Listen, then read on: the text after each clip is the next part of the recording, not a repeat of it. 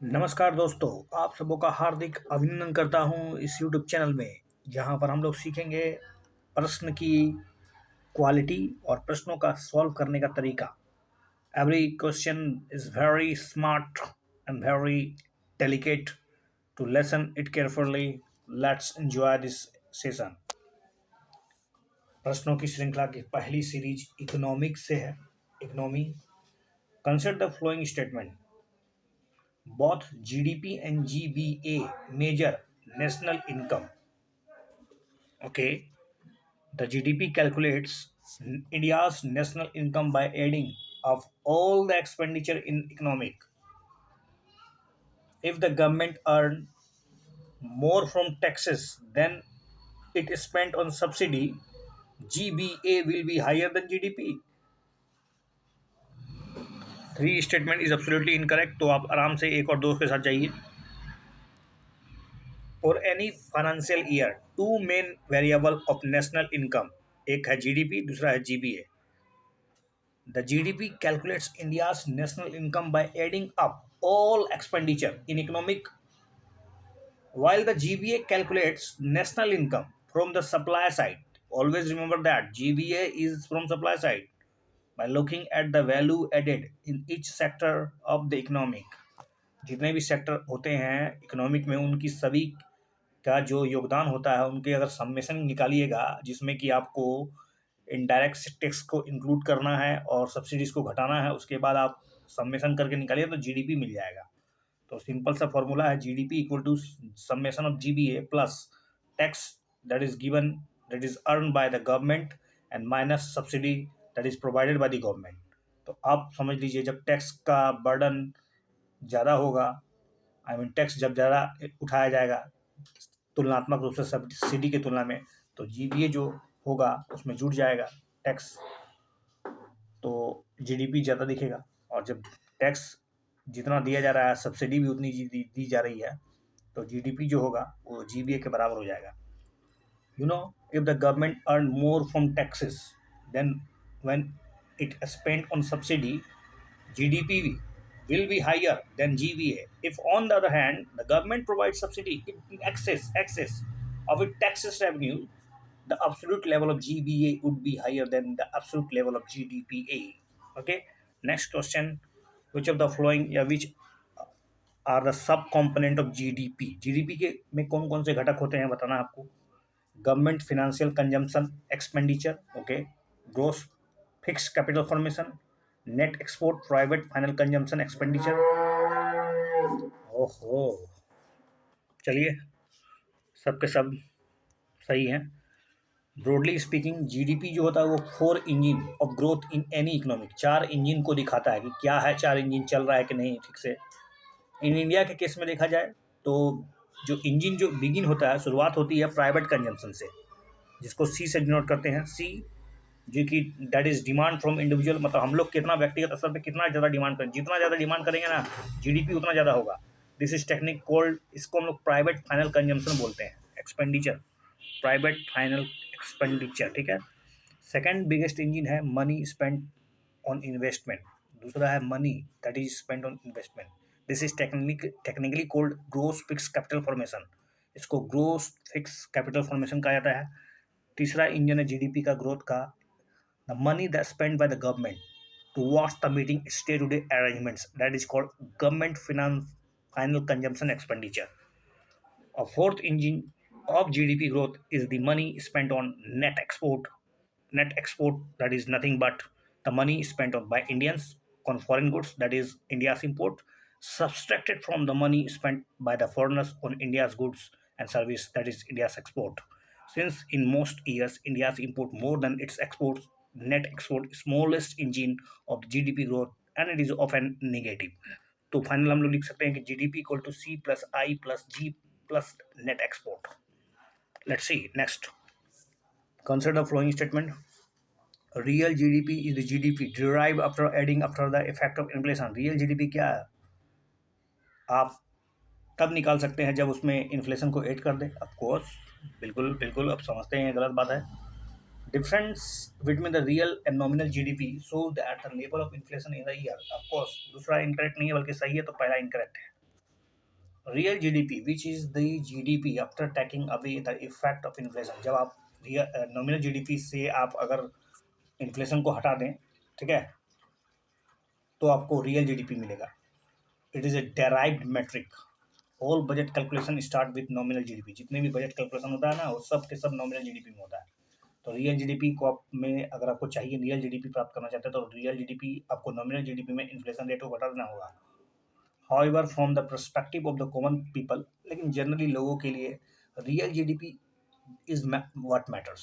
The difference between the real and the nominal GDP indicate या shows the levels of inflation in the year.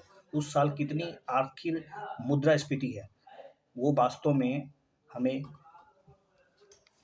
Nominal GDP और real GDP के difference से पता चल जाता है। Consider the following statement regarding GDP calculation. Only newly produced goods are counted, only final marketable goods and service are counted, care economic is the part of GDP calculation. जी नहीं, care economic तो ही part नहीं होता है। माता पिता का सेवा करना, बूढ़ों की सेवा करना, पैर दबा देना, रोटी बना देना, ये सब सब सेवा है, ठीक है। उसका कैलकुलेशन जीडीपी में होता ही नहीं है, संभव ही नहीं है। देखिए, gross domestic GDP is a single standard indicator that use across the globe to indicate the health of a nation's economic. One single number that represents the monetary value of all finished goods and service produced within the country's border in a specific period of time. Only newly produced goods are counted, ठीक है। Transaction in existing goods, जो पहले से मौजूद है, such as second hand car, are not included as this do not involve the production of new goods. जब तक नई चीज़ों का निर्माण ही नहीं हुआ है, पुरानी चीज़ों को आप काउंट क्यों करेंगे? जीडीपी में काउंट नहीं होगा। GDP consider only and only marketed goods. ध्यान रहे, much of work done by women at home taking care of children aged core which is called economic outside the GDP. Consider the following statement regarding reference between consumer price and GDP deflator. दोनों में क्या संबंध है? देखिए, GDP deflator include price of imported goods but they are not included in CPI. CPI में क्या imported goods शामिल नहीं होता है, जबकि जीडीपी में शामिल होता है, जीडीपी डिफ्लेटर में। The weights are constant in CPI but they differ according to the production level of each goods in GDP deflator. While CPI is released by Central Statistics Office CSO data, the data on the GDP deflator is released by Labor Bureau. अब इसमें आपको समझना पड़ेगा कि CPI को central statics office आधा सही आधा गलत है क्या? सोचिए सोचिए। चलिए, let's enjoy the B is the only केवल सही है, क्योंकि सीपीआई डिफर करता है जीडीपी डिफ्लेटर से। बिकॉज पहला बात, goods purchase by the consumer don't represent all goods. जो हम लोग खरीदते हैं ना, उसमें सारे वस्तुएं नहीं आती है। Do not represent all goods which are produce in a country. हो सकता है वो जो वस्तु केंद्र वो बाहर से आया हो। तो GDP deflator takes into account all such goods and service. GDP deflator का कहाँ से वस्तु आया उससे कोई लेना देना नहीं। जीडीपी डिफ्लेटर में सब कुछ शामिल होता है, ठीक है। ध्यान रख बात को। GDP deflator tax into account all such goods and services. CPI includes price of goods consume by the representative consumer, hence it includes prices of imported goods. तो इसमें इंपोर्टेड गुड्स भी शामिल होता है, सीपीआई में इंपोर्टेड गुड्स भी शामिल होता है। GDP deflator does not include the prices of imported goods, लेकिन जीडीपी डिफ्लेटर में प्राइस इंक्लूड नहीं होता है, जो कि बाहरी वस्तु का। The weights are constant in CPI. Weights जो है वो सीपीआई में कांस्टेंट रहता है, but they differ according to the production level of each goods in GDP deflator. लेकिन प्रोडक्शन लेवल में के बदलाव से जीडीपी डिफ्लेटर बदल जाता है। Ministry of statistics and program implementation MoSPI comes out with GDP deflator, the national account statistics price index, ठीक है। तो मॉस्पी छापती है या मॉस्पी निकालती है GDP deflator, national account statics, ठीक है। Let's see next question, regional rural bank के बारे में, क्षेत्रीय ग्रामीण बैंक के बारे में। They were set up on the recommendation of Narasimham Working Group. Majority of equity of regional rural bank is held by the concerned state government. Okay. First regional rural bank in India was प्रथमा ग्रामीण bank. दो सही है, तीन सही है, दो बिल्कुल गलत है। इसमें स्टेट गवर्नमेंट का नहीं बल्कि केंद्र सरकार का रोल होता है 50%, सेंट्रल गवर्नमेंट का, उसके बाद स्टेट गवर्नमेंट का 35% और स्पॉन्सर्ड का देख लीजिए, आपको याद है नहीं शायद। चलिए, तीन तो सही है और एक और तीन सही है। रीजनल रूरल बैंक की स्थापना 1975 में की गई थी। एक ऑर्डिनेंस जारी किया गया था उससे पहले 1975 में। रीजनल रूरल बैंक बाद में एक्ट बना और 1976 में कुछ मतलब कि किस प्रकार से ग्रामीण अर्थव्यवस्था को, ग्रामीण समाज को, ग्रामीण डेवलपमेंट को कैसे आखिर प्रमोट किया जाए, खास करके agriculture, trade, commerce, industry and other productive activities in rural area, credit and other facilities particularly to small and marginal farmers को, एग्रीकल्चर लेबरर्स को, आर्टिसियन को, स्मॉल एंटरप्रेन्योर्स को, फॉर द मैटर्स। इसको बात को ध्यान में रखते हुए क्या किया गया, आरआरबीज की स्थापना की गई। The regional rural bank were set up on the basis of recommendation, किसके सुझाव पर, नरसिंहम समिति के सुझाव पर। 1975 में नरसिंहम समिति वन आया था। आफ्टर द लेजिस्लेशन, उसके बाद फिर एक नया कानून बनाया गया, regional rural bank act 1976। The first regional rural bank जो था उसका नाम था प्रथम ग्रामीण बैंक, जिसकी स्थापना 2 अक्टूबर 1975 को की गई थी। अब इक्विटी शेयर की बात कर ले तो आपको पता होना चाहिए, इक्विटी जो सेंट्रल गवर्नमेंट का वो 50% है और कंसर्न जो स्टेट है उसका 15% है, और स्पॉन्सर जो बैंक होते हैं जो इसको स्पॉन्सर करती है वो 35% योगदान देती है। तो इक्विटी शेयर समझ में आ गया, 75% नहीं बल्कि 50%। Consider the following statement regarding money supply. Money supply यानी मनी सप्लाई के बारे में पूछा जा रहा है। देखिए, मनी सप्लाई क्या है वास्तव में, ओवरऑल जितना मनी बाजार में है, तो total stock of money in circulation among the public at a particular point of time, that is called money supply. एक निश्चित समय अवधि में, दिए गए समय अवधि में जो पब्लिक के पास जितना पैसा है, जितना सर्कुलेशन कर रहा है, उसको मनी सप्लाई बोलते हैं। M1 and M2 are the broad money. क्या M1 और M2 को ब्रॉड मनी बोलते हैं? नहीं नहीं नहीं नहीं नहीं नहीं, A is right, M3 is called broad money. देखिए, money supply like money demand, money demand की तरह एक स्टॉक वेरिएबल, ध्यान है स्टॉक वेरिएबल है, एक निश्चित समय अवधि में कितना है, उस पॉइंट पे कितना है, गतिमान नहीं है, निश्चित बताएगा। That is like money demand is stock variable. Total stock of money in circulation among public at a particular point of time is called money supply. Total stock of money that is in circulation among the public at a particular point of time is called money supply. ठीक है। RBI publish figures four alternative major of money supply, चार तरीके हैं, M1, M2, M3, M4। They are defined, जैसे कि M1 का मतलब होता है CU प्लस DD, M2 का मतलब होता है M1 plus saving deposit with the post office saving banks, M3 जो है वो M1 plus net time deposit of commercial bank, और M4 जो है वो M3 plus total deposit with post office saving,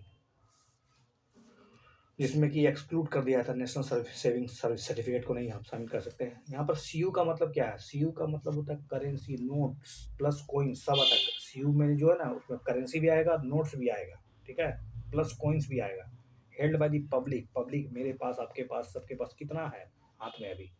और DD मतलब डिमांड ड्राफ्ट, DD मतलब डिमांड ड्राफ्ट भी बोल सकते हैं, इज नेट डिमांड डिपॉजिट, जो कि कॉमर्शियल बैंक के पास आपने कितना जमा रखा है उसमें आपको M1 आता है, ठीक है। द वर्ड नेट, इसका मतलब implies that only deposit of public held by the banks are to be included in the money. Net deposit का मतलब होता है जो पब्लिक ने डिपॉजिट किया है उसको आप नेट बोलिएगा, क्योंकि इंटर बैंक डिपॉजिट भी तो होता है, वो उसमें काउंट नहीं होगा। Commerce inter bank deposit which a commercial bank holds in the other commercial bank, अगर मान लो एक बैंक ने दूसरे बैंक को कुछ पैसा दे दिया है तो वो डिपॉजिट उसमें थोड़ा काउंट होगा। It's not regarded as a part of money supply, वो मनी सप्लाई का हिस्सा नहीं है। M1 और M2 को हम लोग नैरो मनी कहते हैं, ठीक है। M1 और M2 are called narrow money. M3 और M4 को हम लोग ब्रॉड मनी बोलते हैं। These measures are increasing order of liquidity, क्योंकि M1 जो है वो मोस्ट लिक्विड है, आसानी से ट्रांजेक्शन किया जा सकता है, जबकि M4 जो है सबसे कम लिक्विड होता है।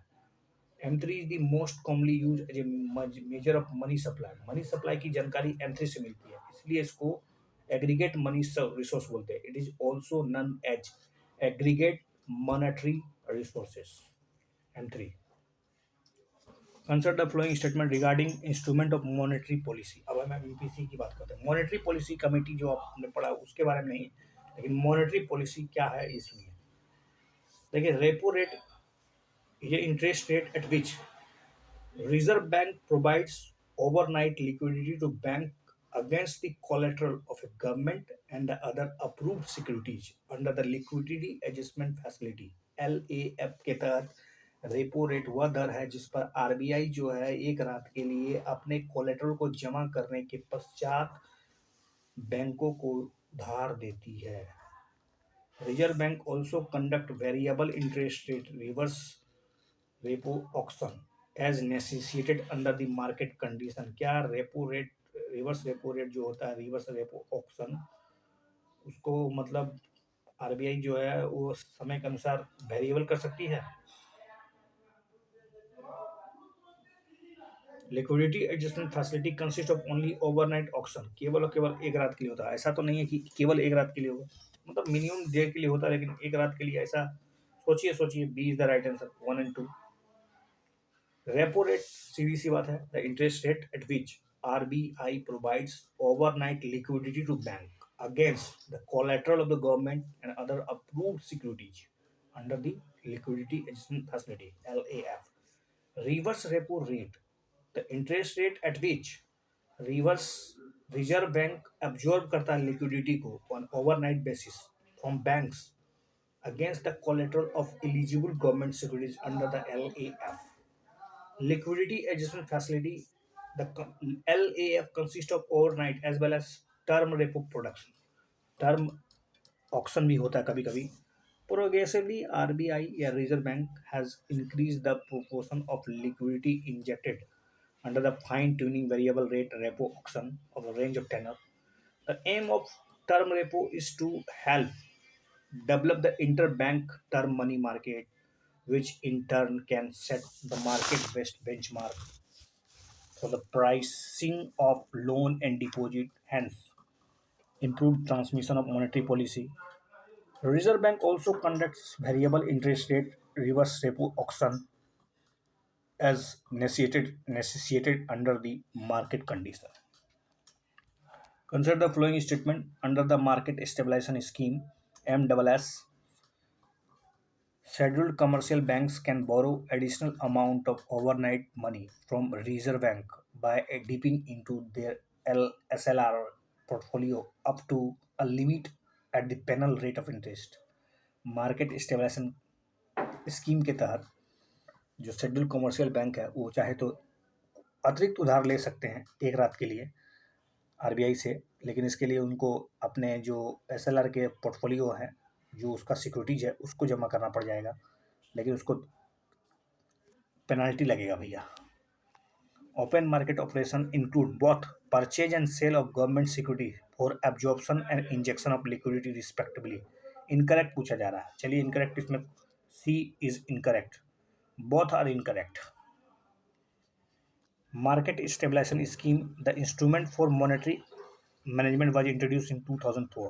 मार्केट स्टेबलाइजेशन स्कीम 2004 में लाया गया था।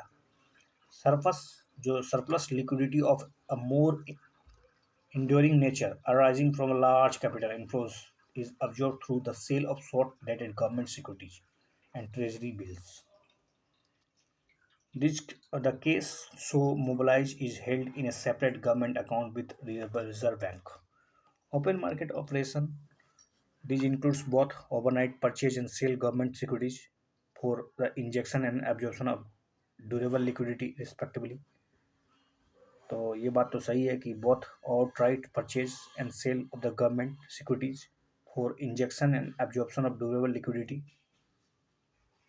Marginal standing facility, a facility under which scheduled commercial bank can borrow additional amount of overnight money from Reserve Bank by dipping into their SLR portfolio up to a limit at a penal rate of interest। This provides a safety valve against the unanticipated liquidity shocks to the banking system। तो दोनों कथन सही थे। जी हाँ, question गलत दिया था। Which of the following tools are used by the RBI to control inflation? RBI के द्वारा इन्फ्लेशन को कंट्रोल करने के लिए क्या किया जा सकता है? वेरिएबल रिजर्व रिक्वायरमेंट, मोरल शोषण, liquidity adjustment facility, LAF, bank rate के माध्यम से लिक्विडिटी कंट्रोल हो सकता है। इन्फ्लेशन उसी से कंट्रोल होता है। लिक्विडिटी कंट्रोल मतलब inflation control. Liquidity adjustment facility जिसमें repo rate, reverse repo rate दोनों के द्वारा हो सकता है। मॉरल शोषण के द्वारा भी हो सकता है ऑफकोर्स। वेरिएबल रिजर्व रिक्वायरमेंट के तहत भी हो सकता है। I think 1 2 3 4 is right. देखिए, टूल्स फॉर इन्फ्लेशन टारगेटिंग, एक तो है liquidity adjustment facility with the RBI control. इसके माध्यम से RBI कंट्रोल्स करता है money supply in the economic. These interest rates and inflation rates tend to move in opposite direction। Interest rate और inflation rate एक दूसरे का अपोजिट होता है। इंटरेस्ट रेट बढ़ाएंगे तो सप्लाई ऑफ मनी जो होगा वो ऑटोमेटिक घट जाएगा और इससे इन्फ्लेशन कंट्रोल हो जाएगा। ओपन मार्केट ऑपरेशन के माध्यम से RBI क्या करती है, सेल और बाय करती है short term securities, short term के लिए securities in open market, thus impacting money available with the public. Variable reserve requirement, cash reserve ratio होता है, CLR, SLR, ये सब वेरिएबल रिजर्व रिक्वायरमेंट है। आर इंक्रीज और decrease in accordance with the inflation और deflation respectively. Bank rate is rate at which RBI lends money to commercial bank without any security. बिना security का RBI जिस दर पर, ठीक है, बैंकों को उधार देती है। When bank rate is increase, interest rate also increase leading to the inflation. जब बैंक रेट बढ़ेगा तो इंटरेस्ट रेट भी बढ़ जाएगा और इससे क्या होगा, आपको लोन सस्ता नहीं मिलेगा और जब लोन सस्ता नहीं मिलेगा तो स्वाभाविक है आप इन्फ्लेशन को कंट्रोल कर लीजिएगा। मोरल शोषण एक प्रकार का नैतिक दबाव है जो मतलब RBI के द्वारा यूज किया जाता है sometime to exercise the credit control at times to maintain the balance of funds in the market. Next question, consider the following statement. If a rupees exchange rate falls, it implies that buying American goods would become cheaper. अगर आपका exchange rate रुपी, मतलब सीधा सीधा पता, रुपया का मतलब depreciation हो रहा है तो अमेरिका का वस्तु खरीदना आसान हो जाएगा क्या? सोचिए। In a free market economy, exchange rate is decided by the supply and demand for rupee and dollars of course. सोचिए इसके बारे में। In India exchange rate is fully determined by the market. चलिए, तीन काटिए, दो सही कीजिए और पहला वाला जो था ना वो गलत था, क्योंकि आपका अर्थ ये है कि सीधी सी बात है, आसान नहीं और महंगा हो जाएगा। रुपी एक्सचेंज रेट भाया, इसका मतलब है पार्टिकुलर करेंसी, जैसे डॉलर के तौर पे लेते हैं। Tells us how many rupee are required to buy a dollar. एक डॉलर खरीदने के लिए आपको कितना रुपया चुकाना पड़ रहा है। टू बाय मतलब इम्पोर्ट US प्रोडक्ट और service, Indian needs to first buy the dollar. पहले तो आपको डॉलर खरीदना पड़ेगा, देन यूज, इससे आपको डॉलर को डिमांड बढ़ाना पड़ेगा। अधिक से अधिक डिमांड बढ़ेगा तो स्वाभाविक आपका रुपया जो है उसकी कीमत घट जाएगा। Then use those dollars to buy the product. The same holds true for the American buying something from India. If the rupees exchange rate falls, it implies that buying American goods would become costlier, महंगा हो जाएगा. At the same time, Indian exporter may benefit because their goods now are more attractive, cheaper हो जाएगा America के लिए. American customer जो है मांग बढ़ा देंगे क्योंकि आपकी वस्तुएं सस्ता मिल रही है, कम डॉलर चुका के भी आपके सामान मिले, क्योंकि उनको कम, कोई भी भारत का सामान खरीदना तो उससे पहले तो उसको रुपया में कन्वर्ट करना पड़ेगा. तो अब जब वो डॉलर देंगे तो उनका रुपया जो अधिक से अधिक मिलेगा उसको. In a free market economy, exchange rate is decided by the supply and demand for rupees and dollars. Imagine that in the beginning, शुरुआत में 1 rupee was equal to the $1. After a year, Indians demand more dollars in comparison to the Americans demanding the rupee. In such a case, the exchange rate will fall or weaken for a rupee and rise or strengthen for dollar. However, in India, the exchange rate is not fully determined by the market, but from time to time, RBI intervenes in the foreign exchange market to ensure the rupee price does not fluctuate too much, or that it does not rise or fall too much at all at once. Which of the following can lead to weakening the Indian rupee? कैसे पैसा कमजोर होता है? Widening trade deficit, आपका अगर trade deficit चौड़ा हो जाएगा तो स्वाभाविक है आपको अधिक से अधिक दिक्कत का सामना करना पड़ सकता है. इंडियन रुपी डेफिसिट कर जाए,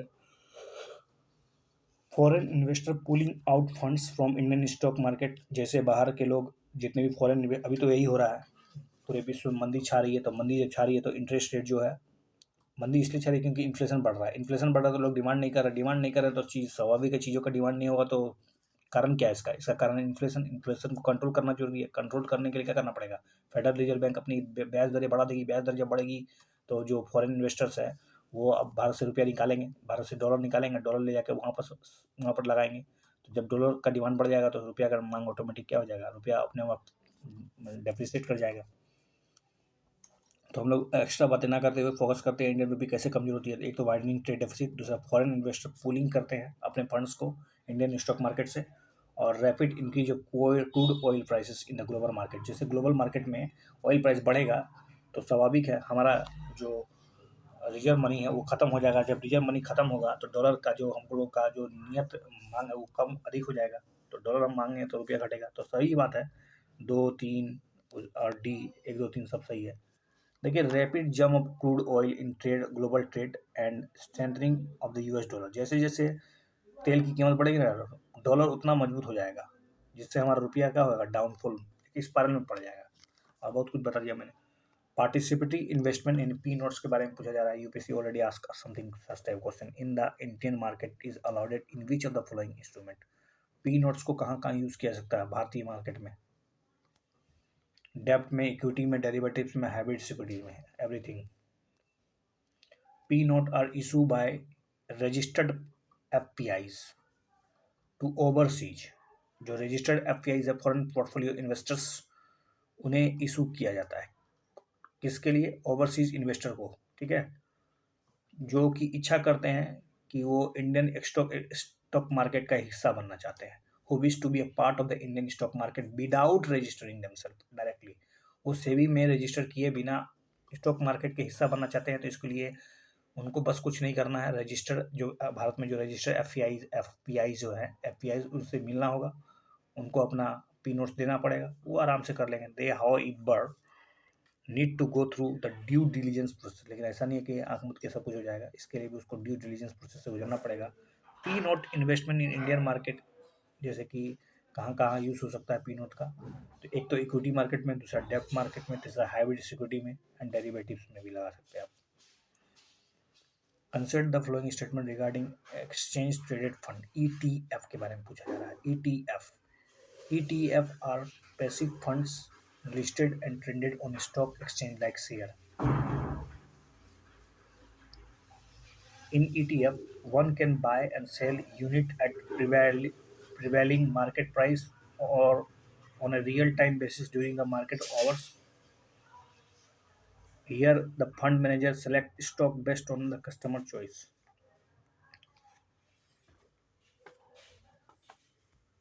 चलिए, ETF one can buy and sell unit at prevailing market price on real time basis। ये रियल टाइम बेसिस पे होता है। सोचिए जरा सा, क्या ये रियल टाइम बेसिस पे होता है? बस यही आपको समझना है, बिल्कुल। चलिए, let's see, A is the right answer, 1 and 2। ETF, typically an ETF mirrors as a particular index. किसी भी इंडेक्स का मतलब किसी भी जो स्टॉक्स होता है उसका एक मिरर होता है। ETF is a mirror of particular index. इसका मतलब क्या है? इसका मतलब है कि the group of stocks in ETF would be similar to those in the index that is benchmarked। They are traded on stock exchange like share. Share की तरह भी इसका एक्सचेंज किया जा सकता है। Usually ETF are passive funds where fund manager does not select stock on your behalf. ETF जो है ना वो पैसिव फंड्स है।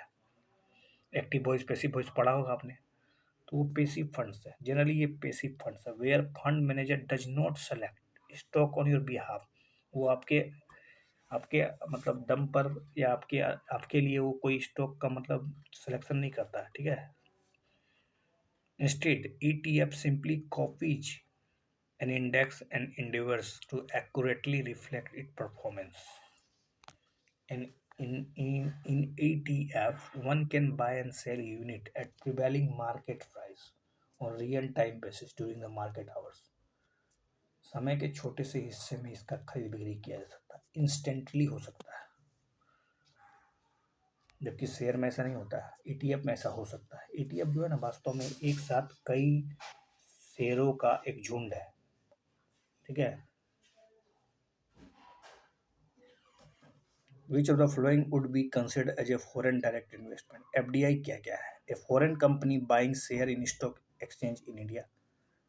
देखिए, कुछ भी फॉरेन डायरेक्ट इन्वेस्टमेंट किसको कहिएगा आप? क्या कंपनी जो शेयर खरीद रही है स्टॉक मार्केट में वो एफडीआई है? तो इसमें चुनना है आपको। Foreign entity setting up an educational institution in India, वो जी हाँ, जी हाँ। एफडीआई का मतलब होता है कि जो अस्थाई होना चाहिए, 10%, आपका 10% या उससे अधिक शेयर होना चाहिए। A foreign country pension fund investing in India हो ही नहीं सकता है। A foreign country merchant banker buying shares from Indian market, stock market, ये भी नहीं होगा। तो फॉरेन डायरेक्ट इन्वेस्टमेंट एक इन्वेस्टमेंट है in the form of controlling ownership, जिसके मदद से आपको एक तरह से ओनरशिप का अधिकार मिल जाता है in a business in one country by an entity based in other country. It is thus distinguish from the FPI. ये फॉरेन पोर्टफोलियो इन्वेस्टमेंट से विपरीत है, जिसमें आपको कंट्रोल नहीं मिलता। एफपीआई में आपको कंट्रोल नहीं होता है, ठीक है, जबकि एफडीआई में कंट्रोल होता है। कम जिस कंपनी का शेयर आप खरीद रहे हैं, जिस कंपनी का आपको मतलब इन्वेस्ट कर रहे हैं, उसमें से कम तो 10% तो होना ही चाहिए, तभी कल आएगा वो एफडीआई। और दूसरा बात है कि आपको एक तरह से कंट्रोलिंग ओनरशिप मिलता है उस बिजनेस में। Consider the following statement regarding wholesale price index and consumer price index inflation. CPI measure inflation at retail level paid by the consumer, whereas prices used for compilation of WPI are collected at ex-factory level by manufacturer products. A significant proportion of WPI item basket represent manufacturing inputs and intermediate goods which are not part of the CPI item basket. WPI basket consists of service like housing, education, medical care, recreation, which are not the part of CPI. पहले number तो सबसे पहले तीसरा ही गलत कर दीजिए, तीसरा से गलत हो गया तो बी सही है। WPI reflects the change in average price for bulk sale of commodities at the first stage of transaction, while CPI reflects the average change in price at the retail level paid by the consumer. Price used for compilation of WPI are collected at factory gate, factory level for manufactured products, at ex mine level mineral products, and mandi level for agriculture products. In contrast, a retail price applicable to the consumer and collected from various markets are used to compile CPI. The CPI basket consists of services like housing, education, medical care, recreation, which are not the part of WPI basket. A significant proportion of WPI item basket represent manufactured inputs and intermediate goods like mineral, basic metal, machinery, whose prices are influenced by the global factors, but these are not directly consumed by the households and are part of the CPI, are not part of the CPI item basket. Thus, even the significant price movement in the items included in WPI basket need not necessarily translate into the movement in the CPI in the short run.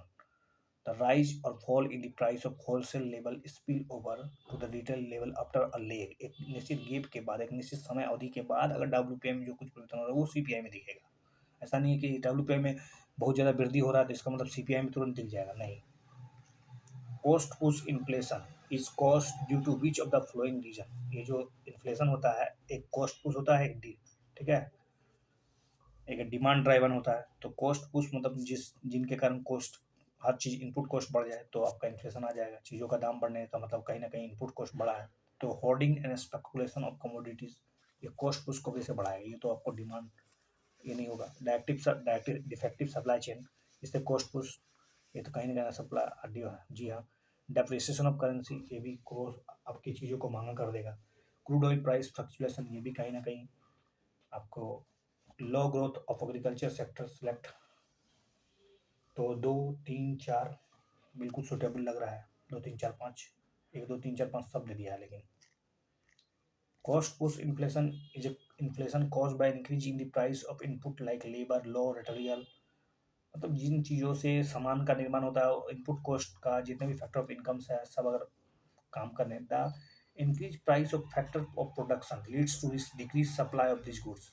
अगर factor of production की कीमतें बढ़ने लगे तो supply जो होगा वो प्रभावित हो जाएगा। तो इससे while the demand remain constant, the price of, लेकिन डिमांड तो वही है लेकिन price of the commodity increase causing rise in the overall price level, this is the essence of cost push inflation. इसको कॉस्ट पुश इन्फ्लेशन बोलते हैं। This type of जो inflation है उसके कारण क्या हो सकता है, देखिए सबसे पहला तो है एक तो increase the in price of inputs of course. अगर चीज़ों का होर्डिंग एंड स्पेकुलेशन होने लगे, लोग अगर चीज़ों को मतलब ब्लैक ब्लैक मार्केटिंग करने लगे हैं, बाजार में वो चीज़ होवे नहीं करे, तो कॉस्ट पुश इन्फ्लेशन,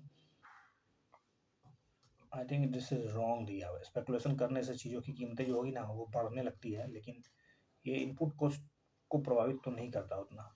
ये आपको थोड़ा सोचना पड़ेगा। डिफेक्टिव सप्लाई चेन से मान सकते हैं, डिफेक्टिव सप्लाई चेन रोड ही खराब है तो चीज़ें पहुँचेगी नहीं है, जब चीज़ें पहुँचेगी नहीं और डिमांड अगर कांस्टेंट है तो स्वाभाविक है जो आलू बाज़ार में है उसकी कीमत बढ़ा दी जाएगी। तो ये भी सप्लाई जनित increase in the direct indirect test, indirect test बढ़ जाएगा तो स्वाभाविक है चीज़ों की कीमत बढ़ जाएगी, तो कॉस्ट पुश इन्फ्लेशन होगा। Depreciation of the currency, currency का अवमूल्यन होने से, आई मीन डेप्रिसिएट करने से, अगर रुपया का पैसा प्राइस गिरेगा तो इन्फ्लेशन ही है, चीज़ों की कीमत महंगी हो जाएगी। Crude oil fluctuation, defective food supply chain, low growth of agriculture sector, food inflation, interest rate increase by RBI.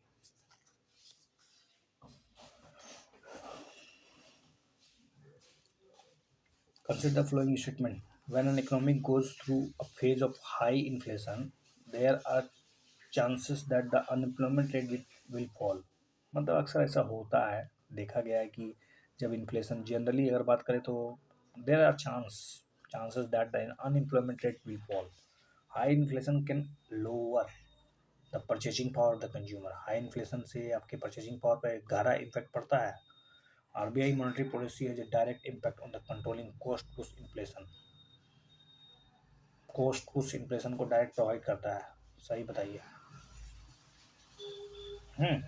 चलिए, A is the right answer. एक और तीन, एक और दो दिया हुआ है। कॉस्ट पुश इन्फ्लेशन में आरबीआई का ज़्यादा रोल नहीं है, वो डिमांड को रोक सकती है, सप्लाई को प्रोवाइड कर सकती है, कॉस्ट पुश को नहीं प्रोवाइड कर सकती है। There is a trade off between inflation and unemployment. Typically, when an economy goes through a phase of high inflation, chances are that the unemployment rate will fall. That's because firms incited by higher prices try to ramp up the production by recruiting more people.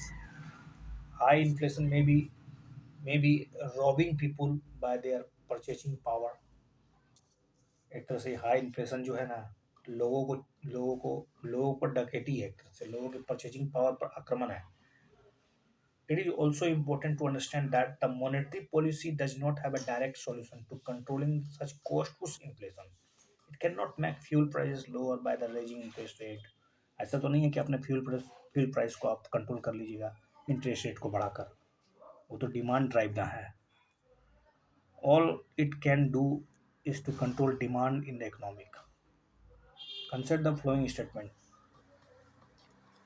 Phillips curve is an economic concept stating that inflation and unemployment have a stable and inverse relationship. Stagflation is an economic scenario where an economic faces high inflation and low growth at the high unemployment at the same time। दूसरा बिल्कुल सही है, पहला भी सही है। Stagflation is an economic scenario where an economic faces both high inflation and low growth, high inflation, low growth at the high unemployment at the same time। Phillips curve states that inflation and unemployment have an inverse relationship. Higher inflation is associated with lower unemployment and vice versa। Consider the following statement. Unemployment rate is the percentage of people in the labor force who demanded work but did not get it। Labor force includes those who are employed and those who are looking for work but are unable to get it। The fall in unemployment rate happens only when more jobs are created. More jobs are created. Fall in unemployment rate happens only, लिख दिया यार, इसलिए तो आपको ये कर दो जाना होगा. Unemployment rate is the percentage of people in the labor force who demanded work but did not get it. Under the normal circumstances, unemployment rate is perfectly fine metric to track unemployment. But in India's case, especially over the past decade, unemployment rate is becoming ineffective in accurately assessing the true level of unemployment these days. That's because the labor force itself has been shrinking rapidly, क्योंकि labour force ही तो sink होता जा रहा है. Labour force में वो लोग भी आते हैं जो या तो नौकरी पेशा वाले हैं, और दो वो लोग भी आते हैं जो काम तो ढूंढ रहे हैं लेकिन वो काम ही नहीं मिल रहा है. So what has been happening over the past decades, पिछले 10 सालों में हो क्या रहा है. Labour force participation rate in India has been falling. आपको लग रहा है लेबर फोर्स पार्टिसिपेशन रेट गिर रहा है, तो क्या मतलब है. As such often when it appears that the unemployment rate has fallen, it is not because more job have been created. ऐसा नहीं है कि अनएम्प्लॉयमेंट रेट गिर रहा है इसका मतलब लोगों को ज़्यादा से ज़्यादा काम मिल रहा है. नहीं, लोग काम का मांगना ही बंद कर दिए हैं, because pure people have demanded jobs. क्योंकि लेबर फोर्स में तो काम करने वाले भी और काम नहीं करने वाले भी आते हैं, काम मांगने वाले भी हैं, काम नहीं मांगने वाला भी. तो जो काम कर रहा है और जो काम मांग रहा है लेकिन उसको मिल नहीं रहा है, तो आजकल जो है ना, काम नहीं मांगने वालों की संख्या ज़्यादा हो रही है, वो काम नहीं मांग रहे हैं. तो जो लेबर फोर्स है वो कम हो रहा है. जब लेबर फोर्स कम होगा तो स्वाभाविक है अनएम्प्लॉयमेंट रेट होता क्या है कि the number of peoples who are searching for their job to the labour force, since millions do not formally demand work. लोग डिमांड नहीं कर रहे काम का. There is an under counting of unemployed people in India. That's why unemployment rate fails to adequately capture the unemployment status in India. इसलिए आप ये मत कहिएगा कि अनएम्प्लॉयमेंट रेट गिर रहा है तो इसका मतलब है कि हमारा बेरोजगारी दर जो है वो गिर रहा है. नहीं, अनएम्प्लॉयमेंट रेट के गिरने का बिल्कुल ये मतलब नहीं है. बेरोजगारी अभी बहुत भयानक है. Which of the flowing forms the part of the capital receipt. Capital receipt का मतलब समझ लीजिए पहले. ऐसे सारे रिसिप्ट या तो आपने अपने एसेट को कम किया है बेचकर ताकि आपको कुछ प्राप्ति हो, या तो आपके ऊपर कुछ लायबिलिटीज आ जाएगा या आपके ऊपर बर्डन आ जाएगा. तो रिकवरी ऑफ लोन्स, जब आप लोन को रिकवरी करते हैं तो वो कैपिटल रिसिप्ट है, क्योंकि कहीं ना कहीं आपकी लायबिलिटीज जो है वो ख़त्म हो रहा है. Sale of share in public sector, ये भी होगा बिल्कुल, क्योंकि आप fresh loan given by the government, आपने जो लोन दिया है तो आपकी एसेट जो है, लोन दिया है तो स्वाभाविक है आप उसको बाद में वापस भी तो लीजिएगा. चलिए, तो A is the right answer. Fresh loan जो है वो गवर्नमेंट का कैपिटल एक्सपेंडिचर है, ना कि capital receipt. Capital receipt the government also receive money by. Capital receipt का मतलब the government also receives money by way of loan और form of sale of it asset. Loans will have to be returned to the agency from which they have been borrowed. जहाँ से उधार लिया उसको चुकाना तो पड़ेगा ना. इसका मतलब क्या है, यह आपके ऊपर लाइबिलिटी क्रिएट कर रहा है. Sale of the government asset like the sale of the public sector undertakings which is referred to the public sector disinvestment reduce the total amount of financial asset of the government. सरकार का जो financial asset था वो घट गया. All those receipt of the government which create liability, या तो उसने लाइबिलिटी क्रिएट कर दी हो या इसने फाइनेंशियल एसेट को कम कर दिया हो. ठीक है, reduce financial asset term as a capital receipt. And the government takes fresh loan, जब सरकार फ्रेश लोन लेती है तो it will mean that the future those loans will have to be return and interest will have to be paid on those loans. इसी प्रकार when the government sells an asset, it then it means the future, in future its earning from that asset will disappear. जो कमाई हो रहा था उस asset से RBI, I mean जैसे आपको पता होगा एयर इंडिया को बेच देने पर एयर इंडिया से जो भी कुछ कमाई होती है वो तो चला गया सरकार का. दस दिस रिसिप्ट कैन बी डेप्ट क्रिएटिंग और नॉन डेप्ट क्रिएटिंग। ये डेप्ट क्रिएटिंग भी हो सकता है, नॉन डेप्ट क्रिएटिंग भी हो सकता है। कैट कैपिटल रिसिप्ट जो है वो रिकवरी ऑफ लोन्स है। Other receipt mainly public disinvestment, और दूसरा है बोरोइंग एंड अदर लाइबिलिटीज। आपने जो उधार लिया है सबको चुकाना पड़ेगा भैया, आप पे लाइबिलिटीज क्रिएट हो रहा है। बोरोइंग कर रहे हैं चाहे कहीं से भी कर रहे हैं, आपका ऋण तो बढ़ रहा है ना। अगला है gross domestic capital formation, GDCF, often seen in the budget. ये जो ग्रोस डोमेस्टिक कैपिटल फॉर्मेशन ये क्या है? Direct investment, creation of infrastructure, durable economic asset, यही होगा और क्या। Capital is produce means the production. It is called produce wealth, by which more wealth is possible in the economic directly or indirectly। आगे चलकर आने वाले समय में इससे डायरेक्टली या इनडायरेक्टली और भी एसेट का निर्माण होगा और भी संसाधन बनेंगे। कैपिटल फॉर्मेशन का सीधा मतलब है क्रिएशन ऑफ फिजिकल एसेट, जैसे भवन है, स्कूल है, रोड है। And non-physical capital consisting the public health efficiency, visible and non-visible capital. Gross domestic capital formation is the addition to the capital stock within the domestic territory of a country during a year. Gross domestic capital formation includes all expenses made by the household, business people, and government, adding new durable goods to the fixed capital stock of a country. These assets are in the form of infrastructure such as building, roads, canal, bridges, means of transport, machinery, other equipments. In the budget document, the term fiscal prudence, which is often mentioned, what does mean? सीधा सीधा harmonize the monetary and fiscal targets, not taking any new government initiative to lower government cost, reducing debt to the GDP ratio of the country। बिल्कुल, चलिए सी is the right answer, केवल 3 सही है। Simple words में physical prudence का मतलब है spending with in the budget. जितना कमाते हैं उतना ही खर्चा कीजिए, या उसके उससे कम भी कीजिए तो चलेगा। मतलब अरे ऐसा तरीका ढूंढिए ना जिससे कि आपका फिजिकल डेफिसिट जो है, आपका जो डेफ्ट है, जो आपका राजस्व रेवेन्यू डिफिसिट, वो सब कम हो। ओवरऑल यही है।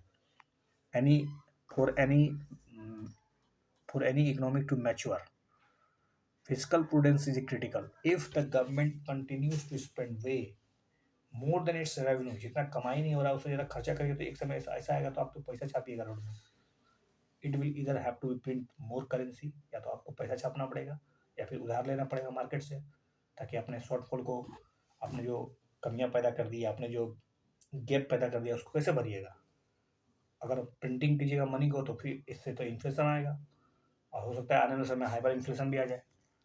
इन bid to avoid this scenario, और इसी चीज़ से बचने के लिए फिजिकल प्रूडेंस का कंसेप्ट दिया गया है। The government of India pass the fiscal responsibility and budget management FRBM act 2003 लाया गया था इसके लिए। Its objective was to institutionalise, एक तरह से संस्थाईकरण करना है fiscal prudence and reduce the country's fiscal deficit in such a manner that the gradually moves towards the balancing of a budget. Consider the following statement regarding off-budget borrowing. Off-budget borrowing helps to keep the country's fiscal deficit within acceptable limits. Of budget borrowing के माध्यम से क्या सरकार के countries का जो physical deficit है वो एक विद इन एक्सेप्टेबल लिमिट में रहता है। Off budget borrowing is not a part of the calculation of fiscal indicators and does not have the any fiscal implication. Public sector banks are not authorise to off budget expenses, ऐसा नहीं है। Public sector bank का भी इस्तेमाल कर सकती है सरकार। PSU का होता है तो PSU तो बैंक ही ना एगो। चलिए let's see, is the right answer only one. Off budget borrowing are the loans that are taken not by the centre directly, मतलब ऐसा ऐसा उधार जो सेंटर डायरेक्ट नहीं लेती है। केंद्र सरकार डायरेक्ट ना लेके किसी पब्लिक सेक्टर इंटरप्राइजेज को लोन लेने बोल देती है, क्योंकि अगर सरकार डायरेक्ट अगर लोन लेगी तो उसका फिजिकल डेफिसिट बढ़ जाएगा। वो तो उसको बजट के रास्ते से होकर गुजरना पड़ेगा, पार्लियामेंट के अप्रूवल चाहिए, सब कुछ ना करना चाहता है। But by the another public institution, अगर उधार लिया जाता है on the direction of the central government, सरकार के दिशा निर्देश पर, तो इस प्रकार के बोरोइंग को हम लोग जनरली क्या कहते हैं? Off budget borrowing. Such borrowings are used to fulfil the government's expenditure need, क्योंकि सरकारी खर्चा ज़्यादा है। But since the liability of the loan is not formally on the centre, चूंकि लाइबिलिटी तो सेंटर पे नहीं है, the loan is not included in the national fiscal deficit, तो इससे फिजिकल डेफिसिट कम दिखता है। This helps the country's fiscal deficit within the acceptable limits. इससे फिजिकल डेफिसिट को घटाने का एक मौका मिल जाता है। एक चोर दरवाजा है, ठीक है, चोर दरवाजे के माध्यम से सरकारें जो होती है, जो वर्तमान सरकार है, वो आने वाली सरकार पे एक तरह से बर्डन का काम कर सकती है, आने वाले फ्यूचर जनरेशन के लिए एक तरह से टैक्स का बटन फिलिंग करा सकती है। क्यों? क्योंकि स्वाभाविक है, वो तो ओवरऑल तो डेप्थ तो बढ़ेगा ही ना सरकार का। अब वो सरकार 5 साल बाद चुका है, तो 5 साल बाद जो जनता होगी, जो सरकार होगी, उस पर टैक्स का बर्डन कैसे क्रिएट होगा? क्योंकि सरकारें अपने लोन को चुकाने के लिए यानी टैक्स टू जी दो ज डेट डेब्ट टू जीडीपी जो होता है वो बढ़ जाएगा, और डेब्ट टू जीडीपी जिस देश का 60% से ज़्यादा होता है वो जनरली खतरे वाली होती है। आपको पता होगा 85% के आसपास डेब्ट टू जीडीपी है भारत का, जो कि बेहतर नहीं माना जाता है। तो कहीं ना कहीं एक संकट का बादल हमेशा मंडराते रहेगा। तो loan is not included in national fiscal deficit. तो इसलिए सीएजी का 2019 का रिपोर्ट यह कहता है कि this route of the finance put major sources of funds outside the control of the parliament. ये बहुत बड़ा सोर्स है जो एक तरह से पार्लियामेंट के दरवाजे से होकर गुजरता नहीं है, बल्कि छुपे चाप निकल जाता है। Such of budget financing is not the part of calculation of the physical indicator despite physical implication.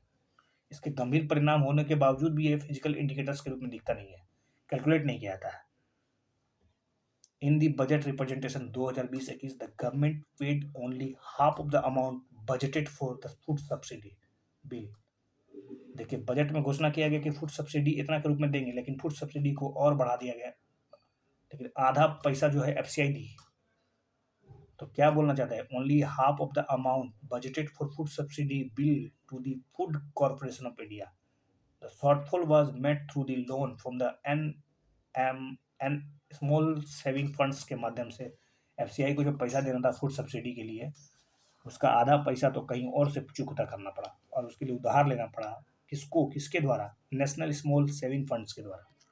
Public sector banks are also use to be fund off budget expenses. Public sector bank का भी इस्तेमाल किया जाता रहा है off budget financing के लिए।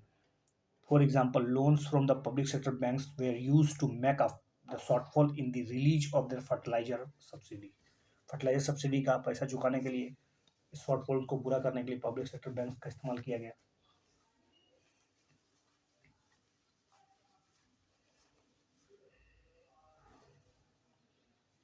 Consider the following statement regarding the importance of physical policy in India. क्या महत्व है आखिर फिजिकल पॉलिसी का? जैसे आपको मॉनेटरी पॉलिसी का अगर कॉन्सेप्ट क्लियर है, तो फिजिकल पॉलिसी कुछ होता नहीं है, बस भारत सरकार का टैक्स का कलेक्शन कैसे हो, टैक्स का डिस्ट्रीब्यूशन कैसे हो, ठीक है, किन चीज़ों पर टैक्स का बर्डन ज़्यादा हो, टैक्स के प्रकार क्या हो, टैक्स का दर क्या हो, सरकार कहाँ कहाँ खर्चा करे, किन क्षेत्रों को बढ़ाए, कैपिटल एक्सपेंडिचर क्या हो, यही सब है फिजिकल पॉलिसी, कुछ नहीं है। Fiscal policy aims to minimise the imbalance in the dispersal of income and wealth. Of course कोशिश तो करती है सरकार कि कहीं ना कहीं इनकम का जो डिस्पैरिटी है, वेल्थ का जो डिस्पैरिटी है, उसको मेंटेन किया जाए। Physical policy plays a key role in elevating the rate of capital formation both in the public and private sector. Fiscal policy का महत्वपूर्ण भूमिका है elevating the rate of capital formation, elevating capital formation को बढ़ाने का, public और private दोनों में। Fiscal policy helps in providing stimulus the elevate the saving rates. इससे सेविंग रेट बढ़ाने का कोई सेविंग रेट तो इससे इसका कोई लेना देना है कि नहीं बताइए? जुड़ा हुआ है इनडायरेक्टली रूप से, तो आप इसको छाट नहीं सकते हैं। चलिए, importance of physical policy in India. देखिए, in a country like India physical policy play key role in elevating the rate of capital formation. सबसे पहले तो पूंजी निर्माण में बहुत बड़ी भूमिका होती है, चाहे वो पब्लिक सेक्टर में हो चाहे प्राइवेट सेक्टर में हो। टैक्सेशन के माध्यम से fiscal policy helps mobilise the considerable amount of resources for financing its numerous projects. क्योंकि प्रोग्रेसिव टैक्स होता क्या है, जैसे जैसे आपका कमाई बढ़ेगा वैसे वैसे टैक्स रेट भी बढ़ेगा, और इस टैक्स का इस्तेमाल कल्याणकारी योजनाओं में लगेगा। इसका मतलब कहीं ना कहीं धन का रीडिस्ट्रीब्यूशन करने की कोशिश की जा रही है। Fiscal policy also helps in providing stimulus to the elevate the saving rate. ये आपके सेविंग रेट, बचत दर को भी बढ़ाता है। Fiscal policy gives the adequate incentives to the private sector to expand its activities. क्योंकि इसके माध्यम से कॉरपोरेशन टैक्स, इनकम टैक्स में बहुत सारी परिवर्तन की जाती है, ठीक है, भारत सरकार के द्वारा, और इंसेंटिव दिया जाता है अलग अलग सेक्टर्स को। Fiscal policy aims to minimise the imbalance in the dispersal of income and wealth. ये जो डिस्पैरिटी क्रिएट हो रही है कि केवल और केवल 1% लोगों के पास पूरे मतलब 10% लोगों के पास अगर सरकार का मतलब भारत के जीडीपी का अगर 50% पैसा है तो क्यों है, और केवल 10% लोगों के पास 40% पैसा, 30% पैसा, मतलब ये क्या दिखा रहा है? डिस्पैरिटी है वेल्थ इनकम के बीच, खाई क्यों उत्पन्न हो रहा है इतना? नेक्स्ट क्वेश्चन है गांधीयन प्लान के संबंध में, regarding the Gandhian plan. Plan articulated a decentralized economic structure for India with self-contained villages। Jayaprakash Narayan formulated the Gandhian plan. जी नहीं, चलिए एक ही सही है। गांधीयन प्लान की बात करते हैं, इसको मतलब आप समझ सकते हैं गांधी जी क्या सोचते थे, एक अर्थव्यवस्था कैसा होना चाहिए, उसी को ध्यान में रखते हुए श्रीमन नारायण अग्रवाल, जिन्होंने गांधीयन प्लान को 1944 में फॉर्मुलेटेड किया था, श्रीमन नारायण अग्रवाल जी के द्वारा। उन्होंने लेट डाउन किया था सब कुछ बातें, जैसे कि उन्होंने इम्फेसिस किया था एग्रीकल्चर पे ज़्यादा से ज़्यादा काम हो। Even he referred to the industrialisation, ऐसा नहीं है कि उन्होंने कभी इंडस्ट्रियलाइजेशन की बात ही नहीं की। Even he referred to industrialisation, it was to the level of promoting cottage and village industry, unlike the National Planning Committee and the Bombay Plan, जिन्होंने देखिए नेशनल प्लानिंग कमेटी और बॉम्बे प्लान तो बड़ी बड़ी इंडस्ट्री की बात कर रही थी, हैवी इंडस्ट्री की बात कर रही थी, लेकिन गांधीयन प्लान में ऐसा सोचा नहीं गया था। National Planning Committee and Bombay Plan which supported the leading role for the heavy and large industry. The plan articulated a decentralized economic structure for India with a self-contained village. Famous socialist leader Jayaprakash Narayan, जिन्होंने Sarvodaya plan दिया था जनवरी 1950 में। Consider the following statement as per Adam Smith, Wealth of Nation, government fiscal policy should be use to stabilise the level of output and employment. Adam Smith का जो wealth of nation है, उस policy को ध्यान में रखते हुए government का जो पॉलिसी होना चाहिए वो जो स्टेबलाइज होना चाहिए level of output and employment. In a mixed economic, the government attempts to increase output and income and seeks to stabilize ups and downs in the economic। Mix में तो यही होता ही है, तो बी सही है। Adam Smith, Wealth of nation, emphasis on capitalist economic. तो Adam Smith की जो किताब वेल्थ ऑफ नेशन, वो कैपिटलिस्ट इकोनॉमिक की बात करता है, जिसमें सरकार के रोल की भूमिका जो है अर्थव्यवस्था में कम से कम होनी चाहिए, वो बताता है। लेकिन किन्सन आइडिया को अगर ध्यान से सुनिएगा तो किन्सन में general theory of employment, interest and money में लिखा गया है, किन्सन का किताब है, किन्स का, ठीक है, उसका किताब का नाम है general theory of employment, interest and money, जो कि सरकार को बोलती है कि फिजिकल पॉलिसी के माध्यम से आप स्टेबलाइज कीजिए लेवल ऑफ आउटपुट और रोजगार को। दो through these changes it can in its expenditure and taxes through changes in its expenditure and taxes, the government attempts to increase output and income and seeks to stabilize the ups and downs in economic। उतार चढ़ाव जो economic में आता है ना, उसको सरकार को रेगुलेट करना चाहिए, ये किन्सन थ्योरी में है। Which of the flowing explain the U shaped economic recovery. U shaped economic recovery का मतलब क्या है, इसमें चुनना है आपको। डायरेक्ट करो, चलिए इसका डायरेक्ट बता देते हैं, इसका सी जो सही जवाब है। Z shape recovery is the most optimistic scenario. Z shape जो इकोनॉमी होता है वो मोस्ट ऑप्टिमिस्टिक सिनारियो होता है, in the which economic quickly rise like a phoenix after a crash. एक क्रैश के बाद अचानक उठना। It is more makes up for lost ground, think revenge buying after a lockdown. मतलब देखिए रिवेंज की तरह है, ठीक है, before settling back to the normal trend line, this Z shape काट। V shape recovery in which economic quickly recap lost ground and gets back to the normal growth trend line। U-shaped recovery resembling a bathtub is a scenario in which the economic, after falling, struggled and muddles around the low growth rate for some time before rising its gradually level। मतलब अपने gradual level में आने से पहले बहुत धीरे धीरे धीरे धीरे धीरे धीरे उठेगी, विकास का प्रक्रिया बहुत ही स्लो होगी, इसको यू शेप में बोलते हैं। W-shaped recovery is a dangerous creature. Growth falls and rise, but falls again before recovering it again, thus forming W-like chart. L shape तो अरे वाह बहुत ही worst scenario होगा. L shape is the worst case scenario in which growth after falling stagnate हो जाता है at the low levels and does not recover for a long time. और लंबी समय अवधि तक के लिए ये चुप हो जाता है, उठेगा ही नहीं वो. Then there is a J-shaped. Then there is a J-shaped recovery, a somewhat unrealistic scenario in which the growth rises sharply from the low much higher than the trend line and stay there. मतलब ये unrealistic है कि पहले तो बहुत गिरेगा और उसका पूरा भयानक उठेगा और जो नॉर्मल से उससे चला ऊपर चल जाएगा. जे रिकवरी एक somewhat unrealistic scenario in which growth rises sharply from low much higher than the trend line and stays there, वहीं रुक जाएगा. Consider the following statement regarding interest coverage ratio ICR. Interest coverage ratio कुछ होता नहीं है. Interest coverage ratio helps to determine how easily a company can pay interest on its outstanding debt. आपने जो ऋण लिया है आप उसको चुकाने की कितना क्षमता रखते हैं. जितना इंटरेस्ट कवरेज रेशियो जितना ही कम होगा, higher the borrowing companies level of interest coverage ratio the worse its ability to service it डेब्ट. Is the right.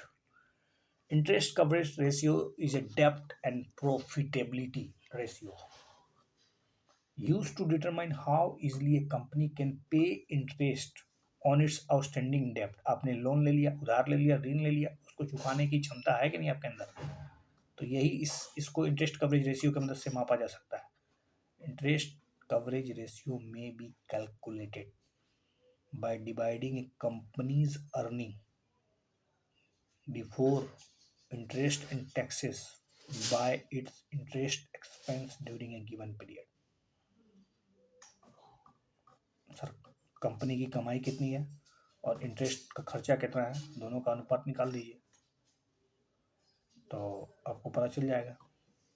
तो इसके निकालने के लिए क्या करेंगे, कंपनीज का earning before interest and taxes by interest expense during a given period. Interest expenses को भाग दे दीजिए. The lower the interest coverage ratio higher companies डेब्ट burden and the greater possibility of bankruptcy और डिफॉल्ट. जितना ज़्यादा होगा ना कंपनी के डूबने की चांसेस उतनी ज़्यादा रहेगी, क्योंकि देखिए नीचे वाला जो है ना वो वास्तव में, ऊपर वाला तो कमाई है और कमाई जितना ज़्यादा होगा और इंटरेस्ट रेट जो चुकाने की जो दर है वो दोनों का अनुपात जो होगा अगर वो अधिक आ रहा है तो इसका मतलब है ठीक ठाक है. लेकिन lower interest coverage ratio higher the companies डेब्ट burden and greater the possibility of bankrupt. A lower ICR जो इंटरेस्ट कवर रेशियो है लोअर अगर होगा इसका मतलब है less earning available to meet interest payment, क्योंकि अर्निंग ऊपर है इंटरेस्ट पेमेंट नीचे है, आपकी ICR लोअर है, इसका मतलब कहीं ना कहीं आपका इंटरेस्ट बहुत ज़्यादा है तब ना कम आ रहा है अनुपात. तो ICR अगर कम होगा तो आपका इंटरेस्ट पेमेंट ज़्यादा दिख रहा है, कमाई हो ही नहीं रहा है. अब सपोज 100 रुपये आपका कमाई है और इंटरेस्ट पेमेंट जो है वो लगभग 50 है, तो आपका कितना आएगा, 2 आएगा. ICR 2 आएगा. अगर यही ICR अगर सपोज 2 ना कि 1 आए तो इसका मतलब क्या है, इसका मतलब है कि 100 रुपया आपने कमाया और 100 रुपया ही चुकाया है लोन के रूप में या इंटरेस्ट के रूप में, तो ये खतरनाक है ना. That business is more vulnerable to increase the interest rate. इसका मतलब है आपकी जो बिजनेस है वो ज़्यादा संवेद है इंटरेस्ट रेट में. Consider the flowing statements. Import cover is the number of months of import that could be paid for by a country's forex reserve. दूसरा नंबर, import substitution is an inward looking trade strategy. Aim at replacing imports with domestic production. Yeah, of course, दोनों सही है. Import cover is the number of months of import that could be covered for by a country's international reserves. आपके reserve में यानी foreign currency आपके पास कितना है. जितना ज़्यादा फॉरेन करेंसी होगा, जितना ज़्यादा फॉरेक्स रिजर्व आपका जितना ज़्यादा होगा, आपका जो इंपोर्ट कवर होगा उतना ज़्यादा होगा. ब्लूम करेगा, bloom, boom. Import cover as a important indicator of the stability of the currency. किसी भी देश की इंपोर्ट कवर से उसका करेंसी का जो क्षमता है, स्टेबिलिटी मापा जा सकता है. जितना ज़्यादा इंपोर्ट कवर होगा, करेंसी उतनी ही मजबूत होगी.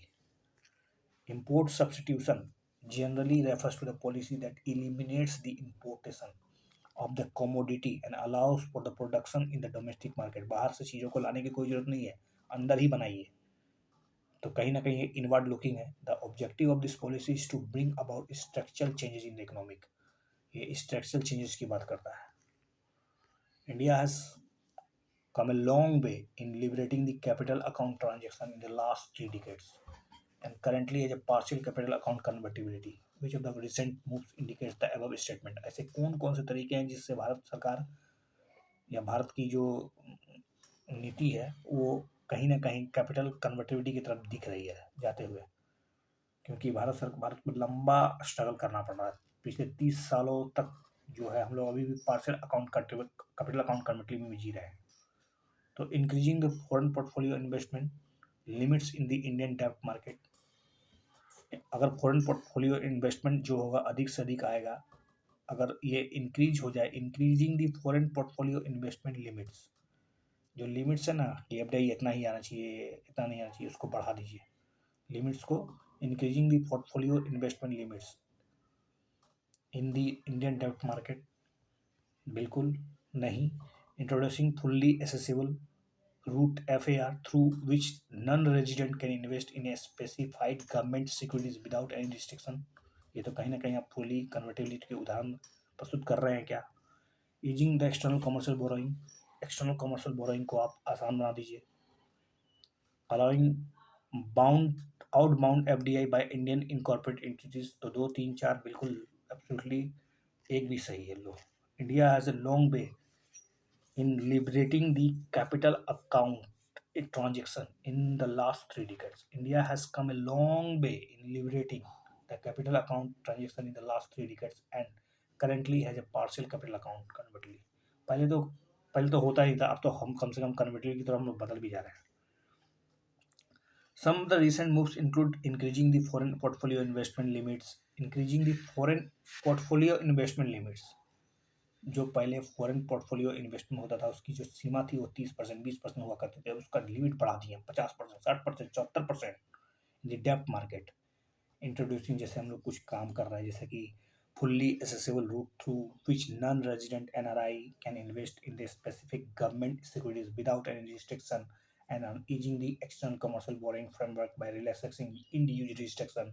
Inward FDI is allowed in the most sector and outbound FDI by Indian incorporated entities is allowed as a multiple of their net worth.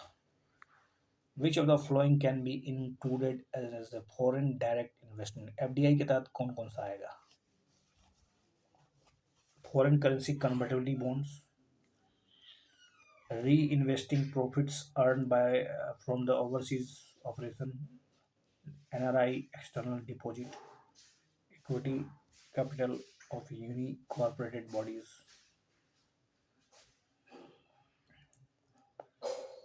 Foreign currency convertibility bond से क्या फर्क पड़ रहा है? 1 2 4. Foreign direct investment is a investment in the form of a controlling ownership in a business in one country by an entity based in another country. It is thus distinguished from a foreign portfolio investment by a notion of direct control. Broadly, foreign direct investment includes merger, acquisition, building new facilities, reinvesting profits earned from overseas operation, reinvesting profits earned from overseas operation in intra-company loans. FDI is the sum of equity capital, loan, long-term capital, short-term capital as shown in the balance of payment. FDI is a matter of commercial business decision. FDI is a matter of commercial business decisions.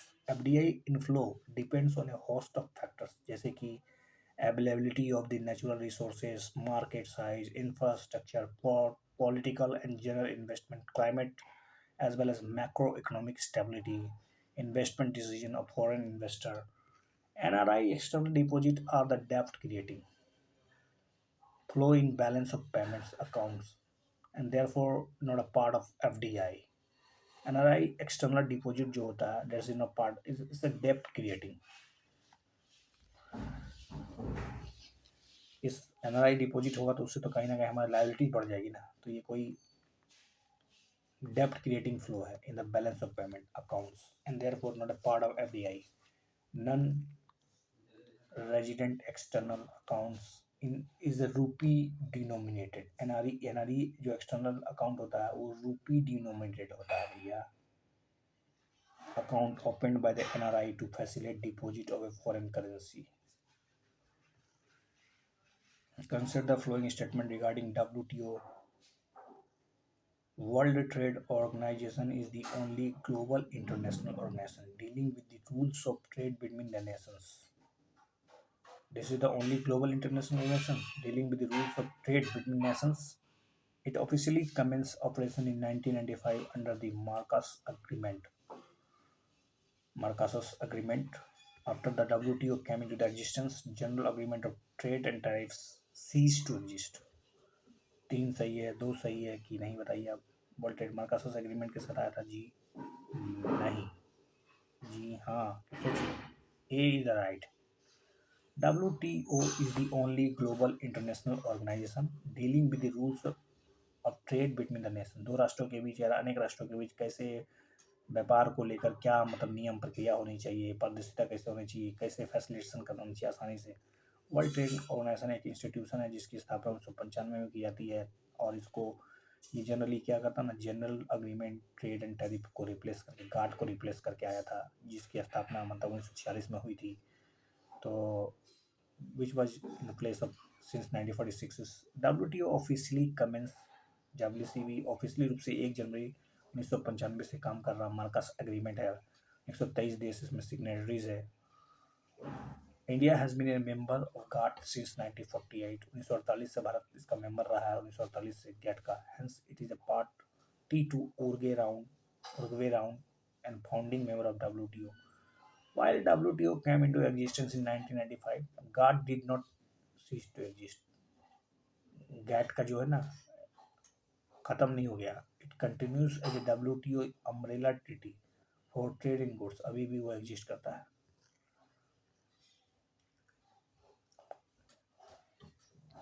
Consider the following statement. Ministerial Conference of WTO. ये ministerial conference के बारे में पूछा जा रहा है. पहला one, Ministerial Conference is the topmost decision-making body of WTO that is held in Geneva every year. जो मिनिस्ट्रियल कॉन्फ्रेंस होता है वो बहुत ही इम्पोर्टेंट डिसीजन मेकिंग बॉडी है WTO का, जो कि हर साल जेनेवा में बैठता है. क्या ministerial conference can take decision on all matters under any multilateral trade agreement. It was the only at recent ministerial conference that the members agreed on a core rules for e-commerce regulation. केवल 2 सही है. Top most decision making body of WTO is the ministerial conference. जो top most decision making body of WTO का उसका नाम है ministerial conference. Ministerial conference brings world trade organization members together at the ministerial level usually every 2 years. हर 2 साल में एक बार बैठक होती है. ठीक है. Ministerial conference can take decision on all matters under any multilateral trade agreements. WTO emerged in largely analogous world in 1994. WTO का जो मतलब इमरजेंस हुआ है वो वर्ल्ड में देखा जाए तो 1994 से.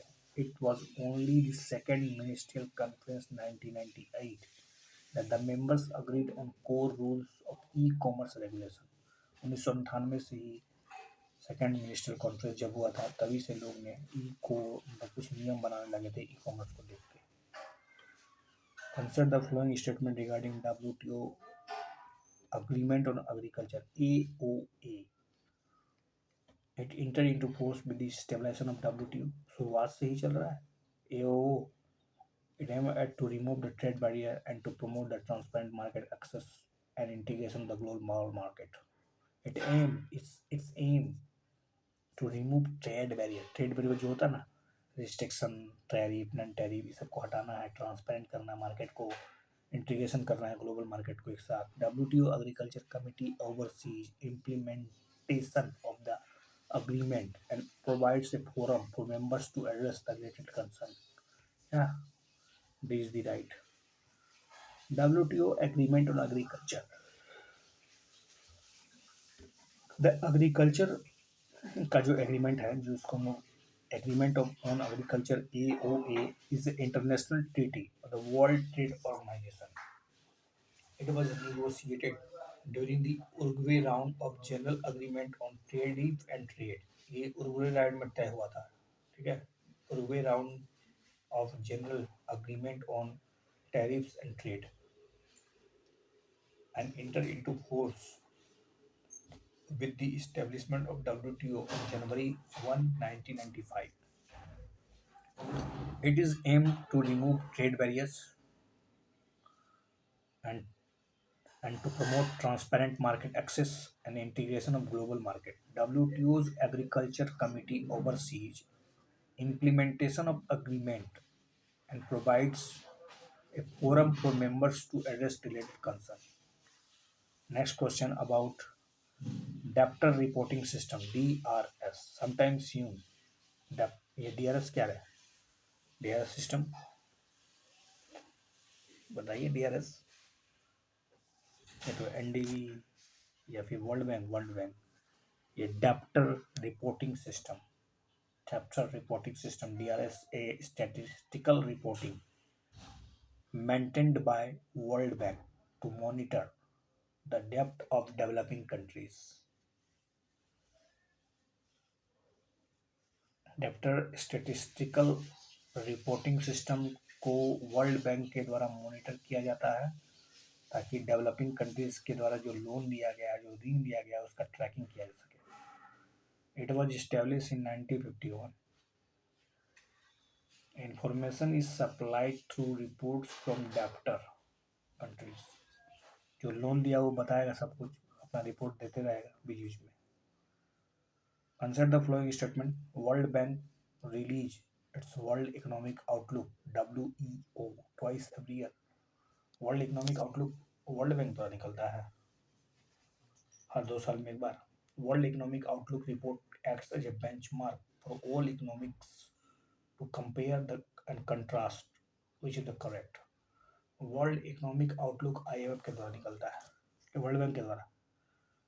यस, ट्वाइस एवरी ईयर, हर 2 साल में, अप्रैल में। Twice every year, twice every year, हर साल में 2 बार, एक अक्टूबर में एक अप्रैल में, ना कि हर 2 साल में एक बार। Twice every year, April and October, the IMF comes out with its outlook, World Economic Outlook. It does provide regular updates to the World Economic Organization. On the other occasion, WEO reports are significant because they are based on a wide set of assumptions about the whole host of parameters such as international price of the crude oil and set the benchmark for all the economics to compare and contrast. Consider the following statement about special drawing rights. SDR के बारे में। Special drawing rights is an interest bearing international reserve asset created by IMF. SDR is interest bearing international reserve asset created by the IMF. Value of SDR is directly determined by the supply and demand in the market. That's not good. Of course, it can be held by use. It can be held by use by the members countries, private entities, individual। ये भी तो बकवास है, तीन भी गलत है। चलिए केवल सी, ओनली वन सही है। स्पेशल ड्रॉइंग राइट्स, SDR, एक interest bearing international reserve asset, जो कि 1969 में IMF के द्वारा क्रिएट किया गया to supplement others reserve asset of a member countries. SDR is based on basket of international currency. ये जो है ना बास्केट ऑफ करेंसी पे मतलब बेस्ड है, जिसमें कि US dollar, Japanese yen, euro, pound sterling, Chinese RMB। It is not a currency, not a claim on IMF। कोई करेंसी नहीं है, कोई क्लेम नहीं है IMF पर, but it is potentially A claim, but it is potentially a claim on freely usable currency, but it is a potentially a claim on freely usable currency of IMF members. The value of SDR is not directly determined by supply and demand in the market, but it is set daily by the IMF on the basis of market exchange rate between the currency included in the SDR market. It can be held and used by the member countries, the IMF, and the certain designated official entities called prescribed holders, but it cannot be held, for example, by the private entities, individuals. Its status as a reserve asset derives from the commitments of the members to hold, accept, honor the obligation denominated in SDR. The SDR also serve as a unit of account of the IMF and some other international organization. Consider the following statement regarding the International Finance Corporation. International Finance Corporation (IFC). It was established as the private sector arm of the International Monetary Fund (IM). Okay, IFC की स्थापना IMF के द्वारा किया गया है। एक IM मतलब इसका स्थापना प्राइवेट सेक्टर के रूप में किया गया है। एक private it is established as a private sector arm of the International Monetary Fund. It offers investment, advisory, asset management service to encourage private sector development in developing countries. Yeah, B is of course correct. But international finance corporation की स्थापना जो है ना वो world bank के group के रूप में किया गया है। वो it is international financial institution that offers investment, advisory, asset management services to the encourage private sector development in developing country. जो भी डेवलपिंग कंट्री में जो डेवलपमेंट की कार्यों में तंगील है वैसे सभी प्राइवेट सेक्टर को IFC के द्वारा गाइड दिया जाएगा, इन्वेस्टमेंट दिया जाएगा, सब on. It is the member of World Bank Group and it is headquartered in Washington DC, United States. It was established in 1956 as the private sector arm of the World Bank Group. ये World Bank Group का private sector arm है to advance advance economic development by investing its strictly for profit and commercial projects that purport to reduce the poverty, promote development. IFC is owned and governed by its member countries, but has its own executive leadership and staff that conducts its normal business operation. It is operation, it is corporation whose shareholders are the member government that provide the paid in capital and which have the right to vote on its matter. Since 2009, the IFC has focused on a set of development goals that its projects are expected to target. Its goals are to increase sustainable agriculture opportunities, improve healthcare, education, increase access to financing for microfinance, business clients, advance infrastructure, help small business grow in revenues, invest in climate health. It offers an array of debt and equity financing services and helps companies face their risk exposure while refraining from participating in management capacity. हारना तो मंजूर है मुझे पर खेल तो बड़ा ही खेलूंगा। इसी कोट के साथ मैं इसको समाप्त करता हूँ।